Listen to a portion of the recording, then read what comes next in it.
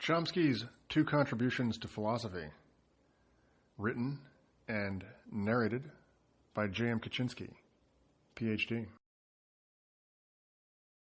Noam Chomsky's two contributions to philosophy are: 1. The so-called poverty of stimulus argument for the existence of pre-experiential knowledge, and 2. His argument for the existence of sub-personal thought. Let me explain each of these 2 points. Consider the various auditory and visual perceptions that led to your knowing how to use and understand language. And consider the various optical and acoustical phenomena responsible for those perceptions.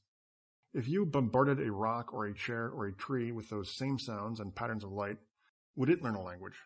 If such a thing were placed in circumstances exactly like those that led to your being able to understand this very audio, would it be able to do so? No, it would not. In all likelihood, any given item of furniture in the house where you grew up was exposed to just the sort of optical and acoustical disturbances that, in you, led to the ability to use and understand language. What about a dog, a cat, or a squirrel?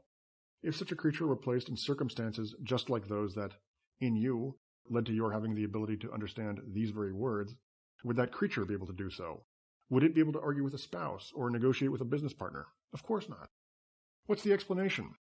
Why do people learn language and become so linguistically proficient on the basis of such a paucity of data when a dog or a cat, not to mention a rock or a tree, cannot even acquire the most rudimentary linguistic competence, no matter how many noises or images of the appropriate kind it is bombarded with?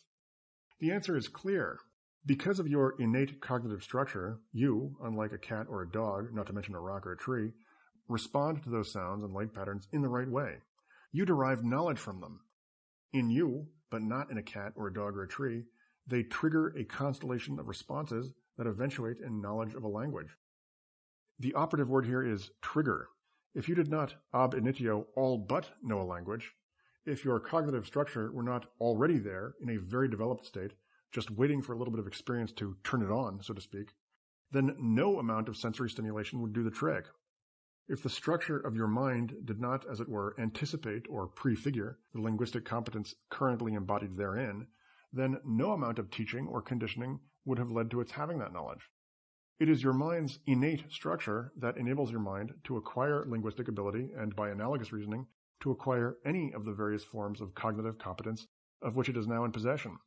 And since this pre-experiential knowledge is cognitive in nature, it follows that you have pre-experiential, or to use the philosophical term, a priori knowledge of truths, on the basis of which you are able to organize the various experiences that you have and to distill their contents into the various forms of cognitive competence that you now have.